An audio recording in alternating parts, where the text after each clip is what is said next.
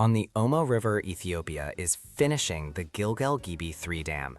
To a distant observer, it's a marvel of engineering. But downstream, in Kenya, it's a slow-motion catastrophe. The dam chokes the flow of water into Lake Turkana, a lifeline for millions. As the water level drops, competition among local communities explodes into conflict. This isn't just about a dam, it's a sign of a world where water is becoming a weapon. Ethiopia's ambitions don't stop at the river. They extend to the Red Sea, seeking a port and maritime power, escalating tensions with Eritrea and Somalia. It's a stark reminder that control over water is control over destiny. And as climate change bites, over 3/4 of the global population could face severe water stress by 2050, turning shared rivers and lakes into front lines. This scramble for resources is happening below ground too.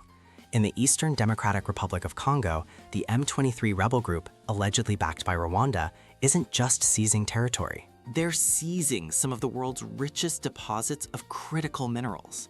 The coltan in your phone, the cobalt in electric vehicle batteries, these are the spoils of a brutal war. The global push for renewable energy is set to quadruple the demand for these minerals by 2040.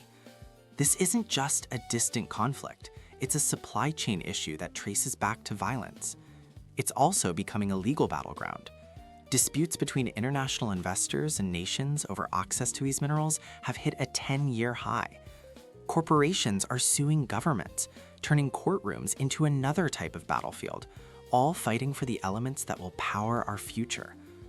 And then there's the old fuel of conflict, oil. When the US seized an oil tanker off the coast of Venezuela, Caracas called it an act of piracy. It's a modern echo of a timeless struggle. Think of the Heglig crisis in 2012, when Sudan and South Sudan went to war over an oil-rich border region. For the last 60 years, 40% of all internal conflicts have been linked to natural resources, with oil and gas often at the epicenter. While some nations talk of a green transition, the fight for the last drops of oil is as fierce as ever, a high-stakes game of geopolitical chess played with tankers and sanctions. But perhaps the most fundamental conflict is the one fought over the soil itself. Across the Horn of Africa, droughts supercharged by climate change are pitting farmers against herders for dwindling patches of fertile land and water. The data is chilling. A 25% spike in food insecurity increases the risk of violent conflict by 36%. Hunger feeds war, and war, in turn, devastates the environment. In conflict zones from Ukraine to Gaza, ecosystems are being systematically destroyed. Water systems are poisoned, farmlands are riddled with explosives, and forests are leveled. This destruction isn't just collateral damage.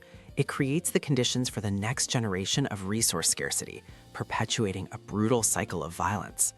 The dam, the mine, the oil field, the parched earth, they are all interconnected flashpoints. These aren't just resource disputes.